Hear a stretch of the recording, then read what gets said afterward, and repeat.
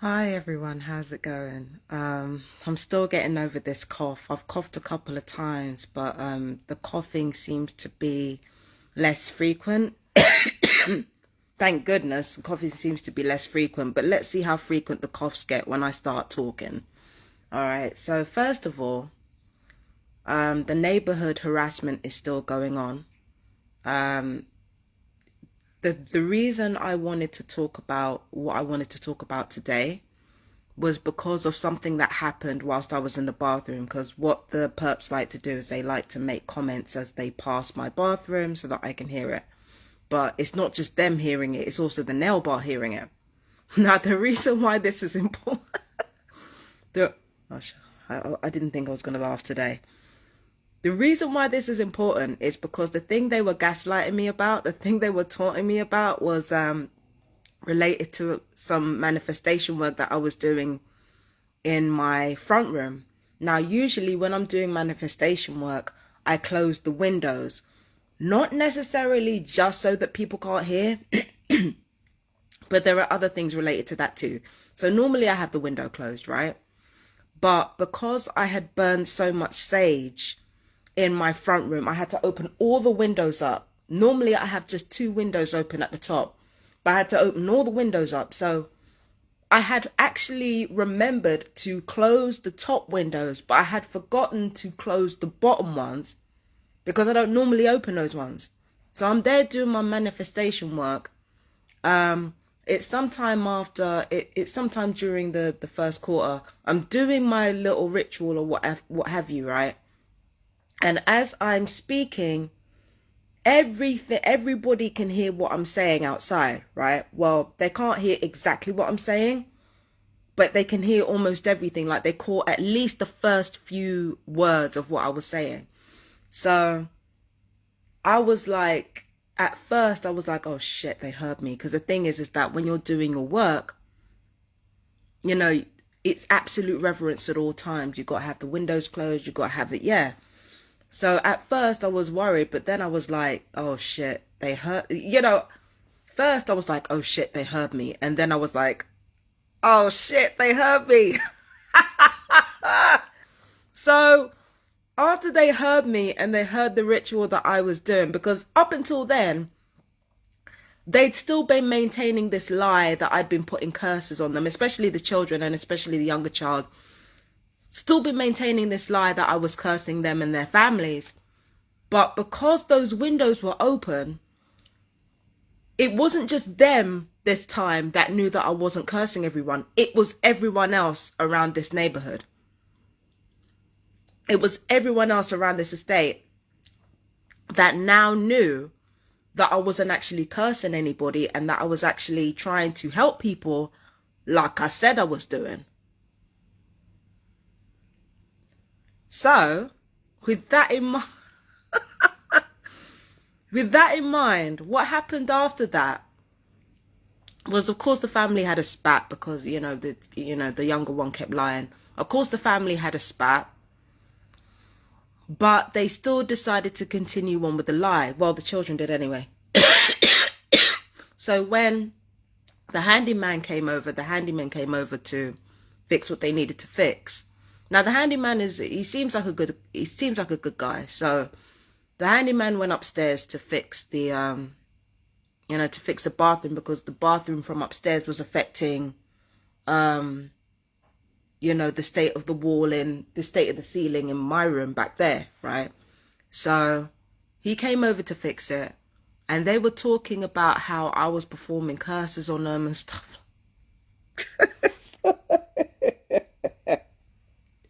About how I was performing curses on them and stuff like that, and I don't want to involve the handyman too much because I feel like he doesn't really know what's going on and he's just like in the middle of this.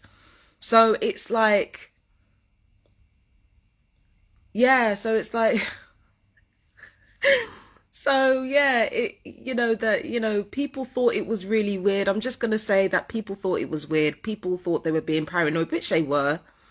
And, they contacted the landlord about it or the relocation agent about it. Now, I could be wrong about this because I've heard wrong before. But I think I heard the relocation agent say to the handyman, well, she hasn't said anything. She hasn't said anything to us about the harassment. See, here's the thing though, right?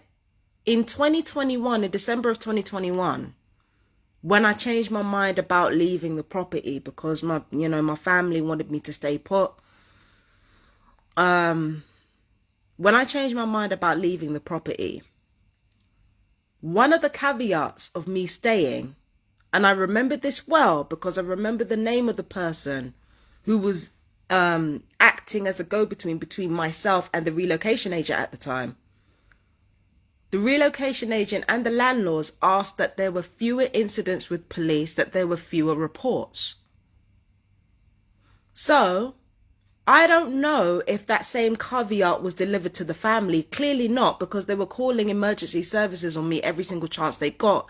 You remember what happened last year, last Christmas Eve, right? So clearly the same caveats were not given to those people upstairs, right? The caveat with me is fewer police reports, fewer reports of harassment. So I held up my end of the bargain. The only reason I haven't said anything about these people harassing me, about these people doing anything that they were doing, was because the landlords made me promise fewer police incidents. How are you going to get fewer police incidents if it's not me reporting stuff to police? Look back on my social media, it was mostly me making reports to police about their harassment. So my thing is that I feel like the handyman had been lied to by the relocation agent. How are you going to turn around and say, well, she hasn't said anything? You don't remember the promise that you made me promise that if I wanted to stay in this property, that I couldn't call the police on these people anymore. No matter how racist they were being, no matter how much they were harassing me, no matter how much they were spreading rumors, no matter how much they were falsifying reports of my mental health to get me taken up out of here. You don't remember that? Because I do. Not only do I remember, I have evidence. So not only did these people upstairs continuously lie, but my relocation agent has been continuously lying, and by proxy the landlords have been continuously lying about this incident. So while these people have been encouraged to, harass me and smear me and all that kind of stuff, once again the relocation agent is wrapped right up in it, along with the landlords, same as usual. It's always happened this way. It happened this way with Brent Mind, and it's happening now. It always happens like this, like clockwork.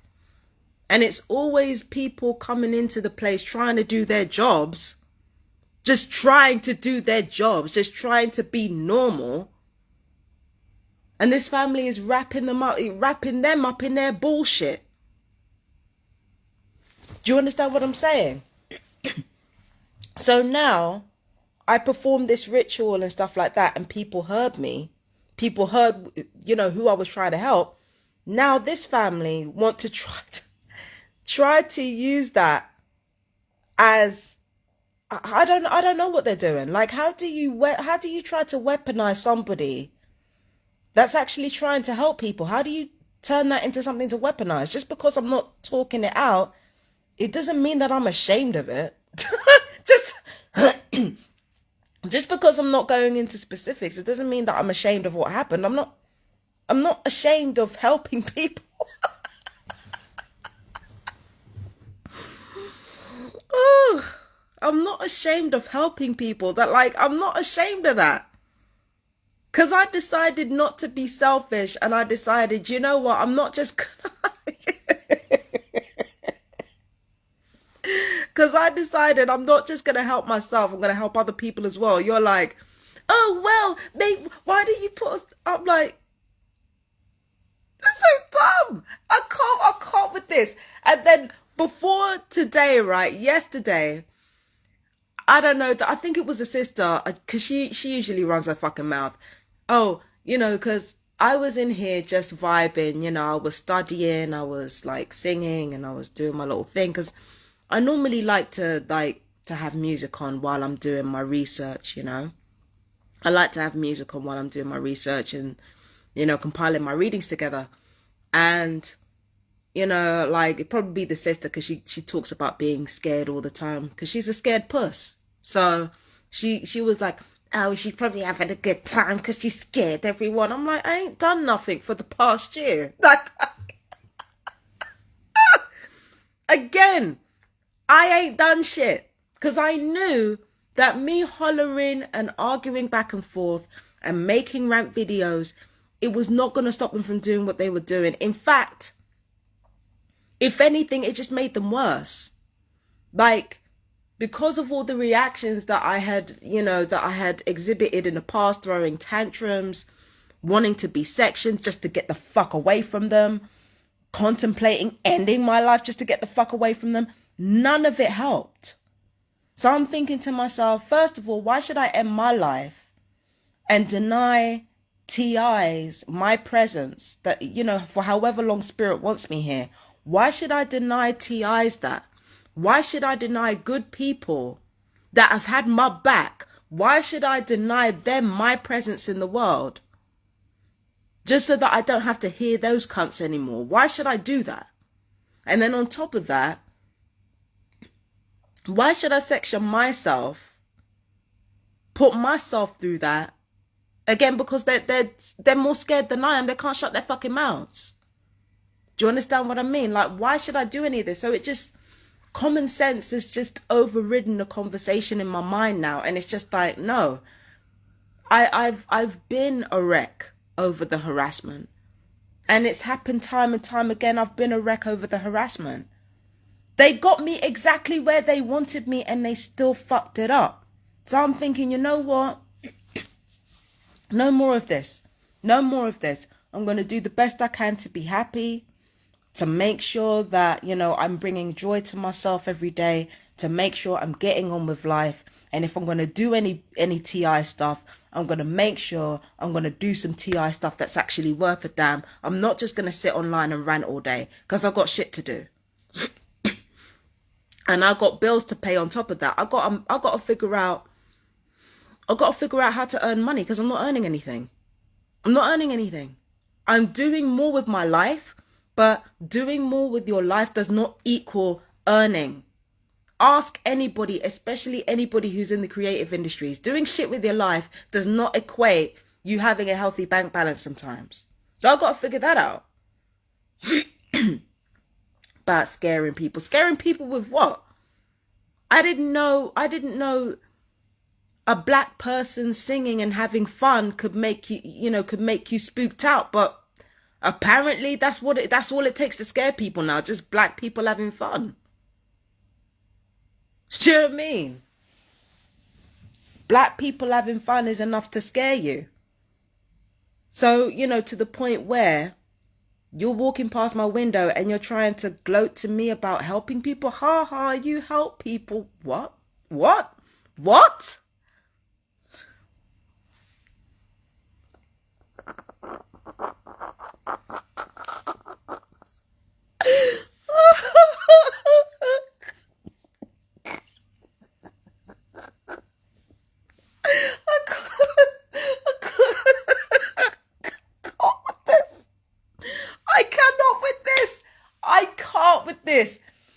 When I tell you, these gang stalkers are so fucking scared. They're terrified at this point. And, you know, I'm noticing, and I've been hearing that there's an increase in, you know, in thefts and break-ins and stuff like that, because they want to get more of a reaction out of TIs. And this is the thing, ever since that I've come back from Devon, it wasn't even starting from Devon, like I said before. It started from Somerset.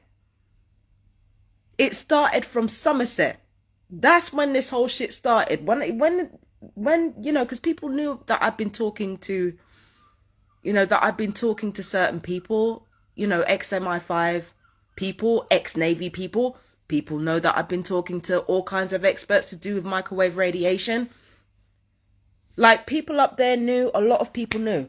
So it started from Somerset. That's when this whole thing started. It started from Somerset. And I also think that me also, you know, going to MI5 and asking them for information that they've got on me that they refuse to provide, by the way, right? Under Section 94 of the Official Secrets Act, they refuse to give it to me. Well, no, that's not the Official Secrets Act. That's not the act that they're talking about. But yeah, they refuse to give it to me. They refuse to give me data, my own data that they've been collecting on me, for fear that it would make them look bad. So it's a combination of Somerset, the MI5 business, me going to Devon to actually see Barry Trower. Ever since those events took place, when I tell you these perps have been shit scared, I am not lying to you. They have been so fucking scared. And that's what they keep bringing up. They keep bringing up the fact that so? You being less scared wouldn't do you any favors. Like, your emotions mean nothing. This train is rolling. You made your choice. You made the choice to be a part of genocide. What do you want me to say? Like if you're scared, it ain't got shit to do with me. And like I said before, the only reason I haven't said anything about the harassment is because, unlike everybody, like it was the same with Brent Mind. It was the same when I lived with my dad. I keep my word. Nobody else does. I keep my word. Nobody else does. So everybody gets caught in a lie, except for me. Do you understand what I'm saying? Like, these people are literally again, I could be wrong because I've been wrong before. But how is that relocation agent going to say to the handyman, look, you know, she hasn't said anything to me. You told me not to say anything.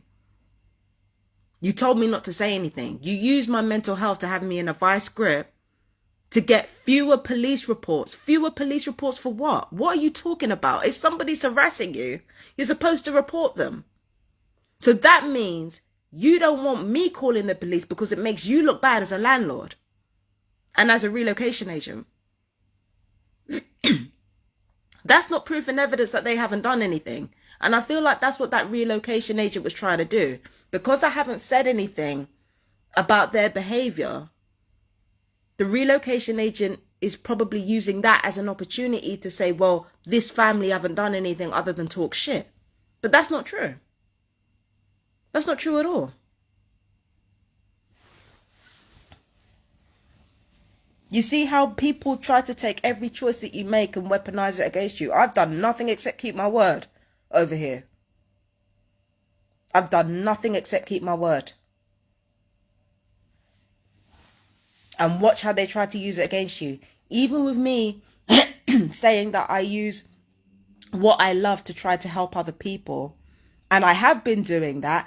And thanks to these open windows, because I was too fucking careless to close them, right? Now everybody knows that I've been using what I love to try to help people. Now everybody knows.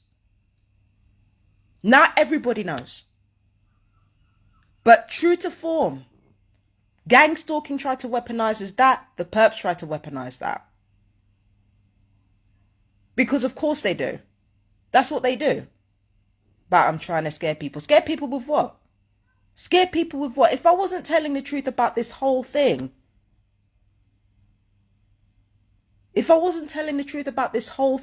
what is there to be afraid of? What, that I'd mollywop you? That I could beat you up? I mean, sure, I could. But then I could beat you up and end up sectioned. You know that. That's why you keep fucking with me. Because you know if I kick down a door and beat everybody's fucking ass, including the males, and I'm not talking about the kid, I'm talking about the, you know, the fucking males that are in that family's corner, using the N-word liberally, them motherfuckers. If I beat everybody's fucking ass, who gets sectioned? Me. Or who goes to jail? Me. You know that. That's why you keep doing this. You know the only reason I'm not doing anything is not because I can't do something. It's because I choose not to. That you know. And then you're trying to weaponize that too. Like, man, get the hell out of here. Like, like, just make it, it just makes me realize how scared these people are. It's not even funny. These people are terrified. And the thing about terrified people is that they get desperate. And they get desperate to the point where they will do anything to win over you, even if in the long run it causes destruction to themselves. That's why this family keeps talking. They keep talking. It doesn't matter how many people are just starting to hate these people. In fact, they started to hate them a year ago. They will not stop. They will not. It doesn't matter how stupid they are not looking. They will not stop. And especially the kids, because unfortunately, they're kids. That's what kids do. Whatever the adults put in, I'm not even being funny, right? Even I have to take responsibility for this as an adult. As an adult, I can't in my heart of hearts say that I was not partially responsible for what's going on with the kids. I can't say that because I'm grown. Yes, I'm a targeted individual. Yes, I'm a vulnerable woman. I am also grown, okay? Like, truth be told, I can cuss out these kids till kingdom come. The truth is they're not to blame for this. They're not to blame for any of this. If they keep lying and they keep disrespecting me and they keep disrespecting any adult that doesn't look like them or anybody that doesn't look like them, what we have to take into consideration is not only did I make things worse by low-key backing up everything that they suspected about black people with my own behavior. And I know what you're going to say. I know what you're going to say. It's not, black people, it really isn't black people's fault that I took it badly. It's not all of our faults, but you have to understand how their mindsets work. They need a reason to continue to hate black people for no reason. And if I give it to them through cussing them out, through wanting to beat the mum's ass, through wanting to beat the aunt's ass, through wanting to beat the ass of anybody who steps to me, if I do that and I engage in that behavior, then I'm reaffirming to them in their minds why they should hate me and other black people. And I know people don't want to hear this. I know people think I'm just making excuses for them to be racist. But please let me be clear. I understand that none of this shit is my fault because I've kept my word. I've minded my business. I've stayed out of I've tried to stay out of trouble as much as I can. It's them bothering me. I get that. But you also have to understand the part that you play in it. Even when you're a victim of harassment, you have to understand the part that you play. And truth of the matter is, I might have made it just that much harder for other black children that those kids are dealing with, for other black people that family is dealing with. I might have made things just that much harder for those black people that did nothing to them. Do you understand what I'm saying?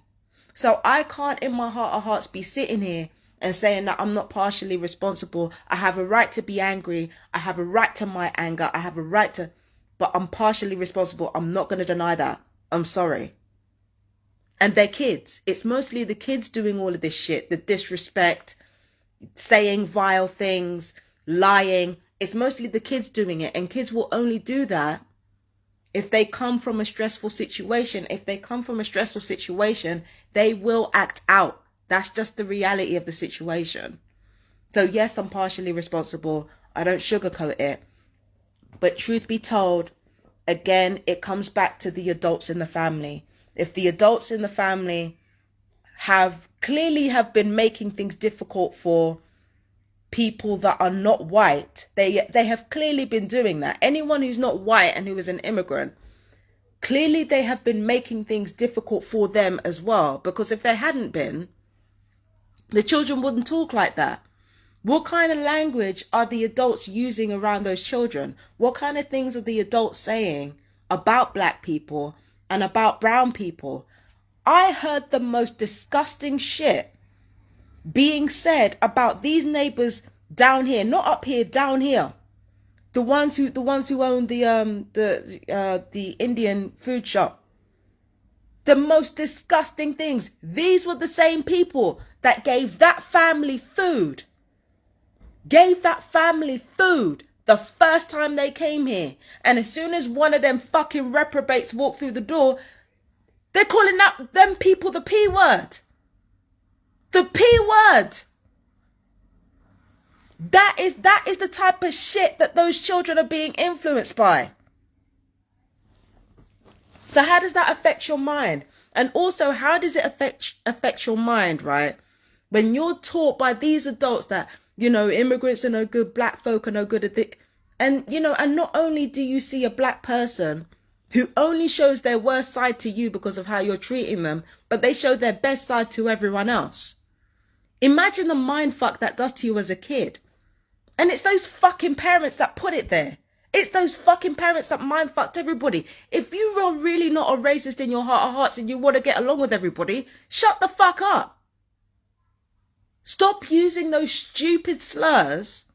Grow the fuck up.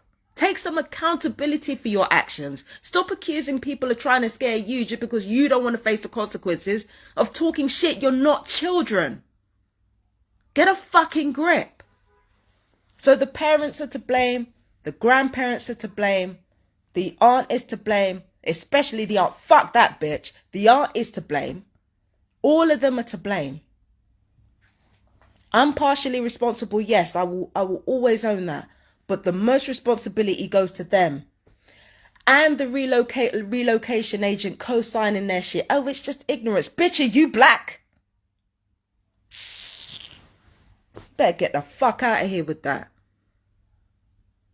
Do you understand what I'm saying? So it's down to the parents. The parents are the ones who instilled those values in those children. Because all the children are going to do, they're going to take what the parents do and they're going to amplify it by 1,000. And especially when they come from a broken home. And when I say broken home, I don't mean a home without a dad. I mean a broken home as in emotionally broken. Like damaging to your mental health, broken. Do you understand what I'm saying? So as much as these kids have been, as much as they've been responsible for a lot of what's happened, because remember, this whole feud started because the little girl had a problem with me laughing because I laughed too loud, and then she just got scared, started trembling or something just because I laughed too loud. That was what started this. So the kids are definitely responsible for what's going on. They're responsible, but they're not to blame. They're just kids.